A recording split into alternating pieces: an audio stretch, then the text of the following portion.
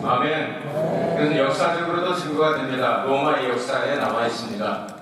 성경적으로도 증거가 됩니다. 그리고 체험한 사람들의 간증으로도 증거가 됩니다. 여러분, 예수님의 부활의 역사는 이제 역사적으로나 성경적으로나 또 이스라엘 역사적으로나 어느 곳에 보더라도 유일하게 예수님만, 그 어떤 사람도 부활했다는 기록은 없습니다. 예수님만 부활하셨습니다. 그 예수님의 부활하신 것 우리가 믿어도 안 믿어도 그 사실은 똑같이 부활하셨습니다. 그러니까 부활하신 예수님을 믿는 믿음, 이 부활 신앙을 가지고 살아갔으면 좋겠습니다. 구약시대의 성도들은 오실 예수님이 오셔서 죄를 속죄하시고 죽으시고 부활하실 것을 바라보고 믿었습니다. 신약의 성도들은 이미 오신 예수 그리스도를 바라보고 믿습니다. 요셉이라고 하는 사람을 통하여 요셉이 가지고 있던 신앙이 몇 가지가 있는데 오늘 성경 본문에 세 가지 정도를 정리할 수가 있겠습니다. 첫 번째 신앙이 뭐냐 하면 요셉은 하나님의 섭리에 의해서 인도되었다는 사실을 고백하고 있습니다. 두 번째 신앙으로서는 요셉은 힘들고 어려운 시절도 있었고 그리고 아주 흉통할 때도 있었고 평온하게 아무 일도 없을 때도 있었지만 그때마다 그는 변함없이 하나님을 섬기는, 하나님을 믿는 믿음에서 떠나지 않았습니다. 마지막으로 오늘 요셉이 세상을 떠나는 장면인데요, 여기는 부활신앙을 이야기하고 있습니다. 이 세 가지 여러분에게 아주 간단하게 정리해드리도록 하겠습니다. 19절에서 21절을 보면 요셉이 그들에게 이르되 두려워 마소서 내가 하나님을 대신하리까 했습니다. 야곱이 세상을 떠날 때 이제 형제들이 다 모여서 이제 야곱을 장사를 지내지 않습니까? 이제 장례가 끝나고 난 다음에 형들이 요셉에게 했던 그 모든 악을 생각하고 요셉이 가지고 있는 지위나 권세나 힘 이거 가지고는 그를 다 죽일 수도 있잖아요. 그래서 저희끼리 모여서 의논을 해서 이렇게 했습니다. 우리 아버지가 이렇게 유언하고 들어가셨다고. 그래서 그 유언하고 들어가셨다는 얘기 뭐냐면 요셉한테 가가지고 그렇게 얘기를 합니다. 우리 아버지가 세상을 떠나기 전에 당신에게 우리가 젊었을 때 못된 짓하고 악을 행한 거 그거 다 마음 넓게 용서해주고 다 하라고 그러면서 발발발 떨고 당신 앞에서 우리는 이제 종이 될 수도 있고 그래서 마음대로 해달라고. 그래서 요셉이 꿈꾼 대로 그냥 전부 다 엎드려서 절하고 그런 역사가 나타나지 않았습니까? 그때 요셉이 울면서 얘기를 합니다. 이르되 두려워 마소서 내가 하나님을 대신하리까. 이렇게 된 것은 당신들은 악을 행하려고 계획했지만 하나님은 악을 행하지 아니하시고 그것조차도 합력하여 선을 이루게 하셨습니다. 그러니까 걱정하지 말라. 그래서 바로 섭리를 믿는 신앙. 여러분 인생을 전체를 바라보고 섭리하는 그 하나님께서 여러분들을 섭리하신다고 하는 신앙을 꼭 잊지 말아드리기를 바랍니다. 힘든 일도 있고 어려운 일도 있고 병들 때도 있고 가난할 때도 있고 억울할 때도 있고 이런저런 일들이 많이 있지만 하나님께서 여러분을 섭리하셔서 특별히 여기 한국에서 이쪽으로 오신 분들은 일본 땅을 여러분이 오려고 계획하고 오신 분들이 별로 많지 않을 겁니다. 혹시 여기서 태어난 사람은 계실지도 모르겠습니다. 저도 일본이라고 하는 나라는 학교 다닐 때 전혀 여기는 생각지도 않고 있었습니다. 근데 인도하시고 보니까 하나님의 섭리 가운데서 인도함을 받아서 여기서 34번째 부활절 설교를 하고 있습니다. 참 너무나도 감사하죠. 이게 제 계획이 된 것이 아니라 하나님의 섭리 가운데서 이렇게 되어졌다. 그러니까 당신들은 나를 해하려고 했지만 하나님은 그걸 섭리하셔서 합력하여 선을 이루시는 하나님이신 것을 내가 보았습니다. 그러니까 걱정하지 마십시오 하면서 예수님의 중보사역을 이야기합니다. 염려하지 말고 여러분들 내가 해치지 않습니다. 이렇게 원수 갚지 않습니다. 그러면 하나님과 걱정도 하지 말고 당신들 자식들까지도 내가 책임을 지고 있으니까 아무 염려하지 말고 중보자의 사역이죠. 중보자가 되어서 내가 도와줄 테니까 아무것도 염려하지 말라 하는 이 섭리적인 신앙을 여러분들에게 소개해 드리기를 원합니다. 너무 여러 가지 많은 일들이 많지 않습니까? 17살에 팔려가고 또 고통을 당하고 또 보디발집에 가가지고 억울한 누명을 쓰고 감옥에도 가고 여러 가지를 참 당했습니다. 누구에게 말할 수도 없고 그런 고통 가운데서 요셉이 깨달은 것은 하나님의 섭리 가운데 이렇게 인도함을 받았다 하는 내용. 여러분 신앙도 이렇게 되었으면 좋겠습니다. 아멘. 22절부터 23절까지는 요셉이 그 아비의 가족과 함께 애굽에 거하여 110세를 살며 에브라임의 자손 3대를 보았으며 므낫세의 아들 마길의 아들들도 요셉의 스라에서 양육되었더라. 에브라임이 3대 봤으니까 고손자입니까? 4대까지 보게 된 거죠. 이 사람으로 말하면. 자, 그의 생애를 역경과 그리고 성공하고 아주 정말 좋을 때와 그리고 아무 일도 없는 평온한 그 세 가지로 생각을 해보겠습니다. 형벌의 시비를 받아서 17살에 풀려가고 그리고 보디발의 아내에게 누명을 쓰고 감옥에 들어가서 2년 이상을 있게 되죠. 그 감옥에 들어갔을 때 하나님 마침 또 바로의 떡장관과 술장관을 떡장관, 술장관은 장관 중에서 가장 신임하는 사람들 중에 하나겠죠. 먹는 거니까 독살한다든지 이런 가장 가까운 사람들. 이게 무슨 일이 생겨가지고 둘 다 감옥에 같이 들어오게 되죠. 하나님께서는 요셉을 그곳에서도 성장을 시킵니다. 나중에 총리 대신이 돼서 이제 국무회의를 인도하고 뭐 이런 일들을 하려면 장관들이 뭐 하는가를 배워야 되죠. 거기서 그래서 장관들이 들어와서 장관들하고 친구가 되고 이야기를 하고 이러다 저러다 여러 가지를 배우게 됩니다. 자, 그들이 이제 나가게 꿈을 꾸었을 때 이제 세 가지 3일 후에 이루어질 꿈을 꾼 한 사람은 떡을 이제 새가 찍어 먹으니 당신은 죽게 될 겁니다. 떡장관, 술장관은 이걸 내가 다시 이렇게 바로에 갖다 줬다. 당신은 3일이 지나면 해방이 될 것입니다. 그 요셉이 참 억울한 일들이 많이 나가고 그래서 좀 이렇게 신앙이 변치 않는 주님만을 의지하는 신앙을 가지고 있지만 사람이 조금 이렇게 기대고 싶고 의지하고 싶을 때가 있지 않습니까?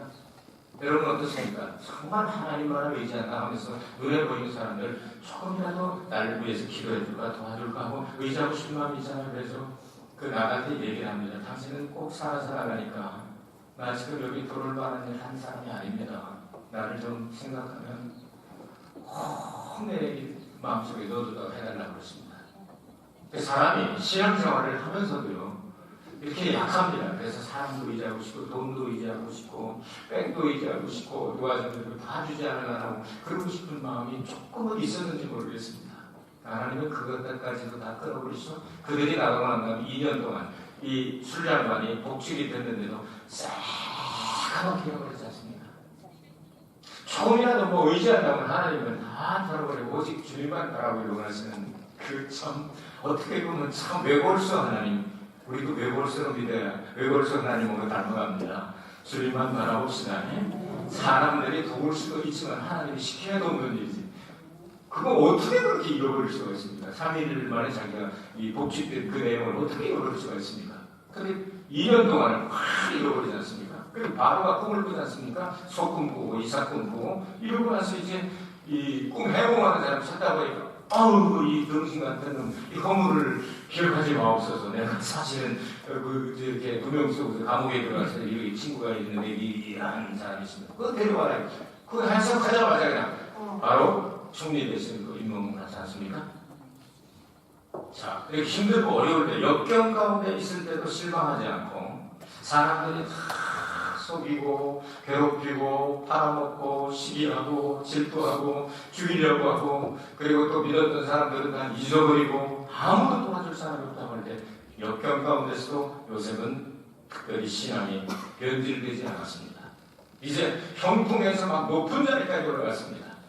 그 자리에 올라갔으면 내가 이 날을 기다렸노라. 이제까지 나한테 못되게 흔들더니 싹 어떻게 하나 봐 이러지 않고 교만하지 아니하고 오히려 높은 자리에 있을 때도 겸손의 모범을 보였습니다. 여러분 잘 될 때, 돈 좀 벌 때, 여러분 지위가 좀 높아질 때, 전에 좀 역경보다 좀 좋아졌을 때 우리 하나님 앞에서 까불지 맙시다. 까불지 맙시다. 하나님은 교만한 자를 낮추시고 겸손한 자에게 은혜를 주신다고 말씀하셨어요. 우리가 좀 힘이 있고 백이 있고 참 능력이 있어 보이고 사람들이 말을 다 당신 하나님 안 되고 당신이 저거라고 막 이렇게 해주는 그런 입장에 있더라도 낮은 대로 임하시는 하나님의 은혜를 받으려면 작게 여길 때 사울이 처음에는 베냐민 지파에다 나는 자꾸 아무를 탈 줄 모르는 사람이라고 했을 때 왕으로 수용을 받았잖아요. 왕이 되자마자 간탱이가 그냥 탱탱 모가지고 그냥 까불다가 하나님께서 버리시고 하지 않습니다. 요셉은 그렇게 하지 않았습니다. 그래서 잘 될 때도 변치 않는 신앙을 가지고 오직 하나님만을 위해서 하나님 저에게 지혜를 주셔서 이 나라뿐만 아니라 우리 형제들도 살리게 하시고 근동 지역에 중동 지역 다 살리게 하시고 얼마나 열심히 기도하면서 신앙생활을 했겠습니까? 하나님께서 은혜를 베풀어 주셔서 끝까지 지켜주셨습니다. 그리고 우리가 아무 일도 없을 때 아주 이렇게 형통하지도 않고 또 이렇게 역경도 아니고 아무 일도 없이 그냥 가만히 잠자고 일어나고 그래도 그냥 사는 것 같을 때 잃어버리시고 있죠. 기도 생활을 잃어버리기 쉽죠. 아무 일도 없었는데 뭐 오늘 좀 쉰다고 뭐 어제도 쉬었는데도 아무 일도 없었는데 기도와 찬송과 감사와 하나님 앞에 드리는 모든 이 예배 이거를 우습게 보지 마시기 바랍니다. 하나님께서는 아무 일도 없을 때도 오직 자신만을 의지하기를 주님만을 바라보기를 하나님 원하신다는 거예요. 요셉에게서 배우고 싶은 신앙은 이런 신앙입니다. 그래서 세 가지를 여러분들에게 말씀을 드렸습니다.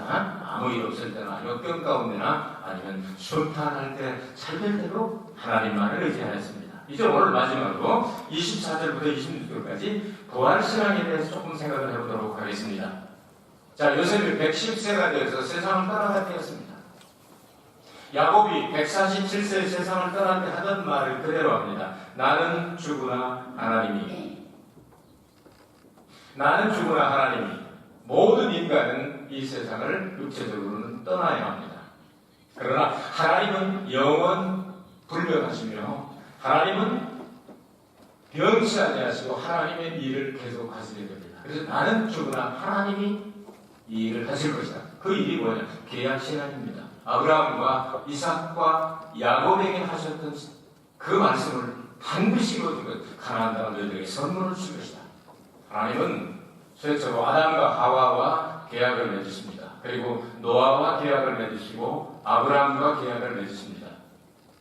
그 계약의 주된 내용은 뭐냐면은 타락한 인생들에게 여인의 씨로 오시는 예수 그리스도께서 동정녀로 탄생하실 땅에 오셔서 금도 없고 티도 없는 희생제물 구속주 대속의 주님으로 십자가의 고난을 당하시고 그리고 부활하신다. 이 계약 속에 들어있습니다. 그를 믿는 자마다 누구든지 믿는 자마다 영생을 얻게 하려 하십니다. 이 계약은 모든 계약의 공통 근거로 내려가는 계약입니다. 요셉이 이와 같은 계약 신앙을 가지고 있었습니다. 아브라함과 이삭과 야곱에게 말씀하신 대로 반드시 하나님께서 그를 이루실 것이니까 너희들은 내가 죽고 난 다음에 유쾌해라. 이 계약 신앙을 예수 그리스도께서 우리에게 가르쳐 주실 때 하나님은 죽은 자의 하나님이 아니라 산 자의 하나님, 부활 신앙을 가진 사람들의 하나님이다. 그래서 아브라함과 이삭과 야곱의 하나님은 죽은 자의 하나님이 아니라 산 자의 하나님이다. 아멘. 산 믿음 갖게 되길 바랍니다. 살아있는 기도하길 바랍니다. 살아있는 감사를 드리기를 바랍니다. 살아있는 믿음으로 행동하시기를 바랍니다. 죽은 것은 쓸모가 없습니다.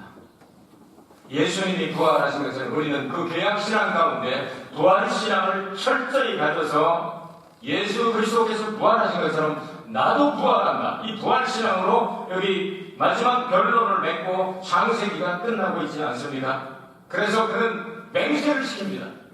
계약신앙을 가지고 맹세를 시킵니다. 부활신앙을 그들에게 맹세를 시킵니다. 하나님은 때가 되면 반드시 너희들을 이끌어 저 위로 가나안 땅으로 올라가게 하신 것이다. 그때 이 부활신앙을 확증하기 위해서 내 뼈 애굽의 중리 대신이니까 다른 데 장사 지내는 미라를 만들어가지고 그쪽에 만들었지 않겠습니까? 그거 반드시 너희들 꺼내가지고 해골을 가나안 땅으로 가져가라. 출애굽기에 가서 모세 시대 때 벌써 수백 년 지나지 않습니까? 400년 지나고 난 다음에 그 요셉의 해골을 메고 갔다라고 성경은 기록하고 있지 않습니까? 그러면 해골을 가지고 가는 걸 뭔 얘기합니까? 여기에 이 해골의 주인공 요셉이 살아 있었다. 그의 믿음은 살아있기 때문에 영은 하나님 나라에 들어가고 마지막 때에 그렇게 만나기를 소원했고 그렇게 보기를 소원했던 메시아가 오셔서 모든 일을 주시고 마지막 제일 마실 때 무덤에서 자기도 부활하면서 믿는 신앙을 여기서 이야기한 겁니다. 이 부활 신앙을 가지고 사는 것이 얼마나 중요한지 모릅니다. 이 부활 신앙을 가지고 있는 사람들에게 예수님은 십자가에 달려 죽으시고 3일 만에 나타나셔서 여러 번 반복적으로 제자들에게 11번이나 나타나 주셨습니다. 이런 기록은 여러분 다른 종교에서 다른 사람이 있을 수가 없습니다. 빌라도의 보고서라든지 로마의 역사 성경에만 있습니다. 예수님 한 분만 부활하셨기 때문입니다. 그래서 예수 그리스도께서 부활하신 것처럼 우리도 마지막 날에는 부활한다고 하는 이 확신을 가지고 사는 사람에게 진짜 하나님께서 부활의 축복을 주시게 될 것입니다. 여러분 금년도 오늘도 믿는 자에게 부활 신앙을 확실하게 가지고 있는 자에게 이런 은혜를 주시기 위해서 또 부활절 예배를 받으십니다. 우리의 신앙이 부활 신앙이 없다면 바울의 표현을 빌면 이 세상에서 제일 불쌍한 사람이라고 그랬습니다. 예수님 믿는다고 우리는 정말 다른 세상 사람들은 가지고 있지만 우리는 버리는 것도 있지 않습니까? 그리고 우리는 정말 근신하면서 하고 싶은 일들도 절제를 하면서 그리고 먹고 싶고 마시고 싶은 일들이 있지만 이것도 절제하고 주님이 기뻐하지 않는 건 내가 버릴 수 있다. 정말 힘들고 어려운 그런 신앙생활을 하고 있지 않습니까? 그런 신앙생활을 하고 있다가 부활이 없다면 가장 불쌍한 사람이라고 바울은 고백하고 있습니다. 우리의 마음 가운데 이 요셉과 같은 부활신앙이 확실시 됐으면 좋겠습니다. 내가 이 세상을 떠나는 것은 정한 이치다 말이야. 누구나 다 간다는 거야. 아브라함도 죽었고 이삭도 죽었고 야곱도 죽었고 요셉도 죽었고 모세도 죽었고 다 죽었지만 그들이 뼈가 남아있는 것처럼 이 세상에 어떤 흔적이 남아있고 예수께서 재림하실 때 한 사람도 남김없이 부활 신앙을 가진 사람들은 다 부활시켜주기 위해서 믿는 이 확신을 가지고 이 기쁨을 가지고 여러분 이 세상을 앞서거니 뒤서거니 다 떠난다 할지라도 하나님께서는 나를 마지막 날에 반드시 살려서 천국을 상속시켜서 천국에서 영생하게 하실 것이다. 이 확신이 허물어지지 않게 되기를 바랍니다. 조금 여러분에게 힘든 일이 다가오고 기도해도 응답이 없는 것 같기도 하고 하나님 부르면 내가 앞에 주시겠다고 말씀을 하셨는데 교회 금년도 성구에 내게 부르지 않아 내가 내게 응답하게 말씀하셨는데 아무 응답도 없으신 것 같고 좀 이럴지라도 절대로 나는 마지막 날에 부활하여 주님과 함께 천국의 상속자가 된다. 이걸 가지고 살게 되는 기쁨이 여러분 환경을 정복하게 될 것입니다. 사망 권세가 정복될 것입니다. 귀신이 이 믿음을 가진 사람 앞에 한 길로 왔다 7길로 뺑소리 치는 역사가 일어나게 될 것입니다. 한 주간 동안 정말 환경도 좋고 꽃도 피고 날씨도 좋고 아무런 것 없이 가장 좋은 이 계절에 주님께서 부활주의를 주셨습니다. 한 주간 동안 이 부활의 확신을 가지시고 여러분 행복하게 살게 되시길 주의 이름으로 축복합니다. 은혜가 풍성하신